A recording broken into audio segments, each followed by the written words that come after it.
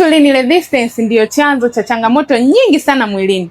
Watu wengi huwa hawajui kwamba insulin ndio huwa inapelekea changamoto kama pressure, kisukari, mafuta yasiyoeleweka mwilini pamoja na uchovu wa mara kwa mara. Moja ya dalili za awali, yani ili udetect kwamba tayari insulin resistance imeshaanza kuathiri mwili wako, basi ni kuhisi kushiba haraka lakini njaa inawahi kurudi mapema, lakini pia unahisi mwili umechoka sana, kupata ganzi kwenye mikono pamoja na miguu, kupata usingizi mwingi, lakini pia kupata kitambi kigumu, yani hata utumie dawa gani kitambi chako hakiishi. Kadri mwili wako unavyozidi kushindwa kuitikia insulin, basi sukari huwa inabaki kwenye damu kwa muda mrefu na kuanza kuharibu mishipa ya damu pamoja na viungo vya mwili. Sasa usisubiri mpaka uumwe kisukari ndio uanze kujali afya yako. Anza kulala vizuri, upe mwili muda wa kupumzika, fanya mazoezi, punguza kula vyakula vyenye sukari, badala wake anza kula vyakula vya asili, kula lishe bora ili kurejesha mwili kwenye hali yake ya kawaida ya kuweza kutumia insulin vizuri.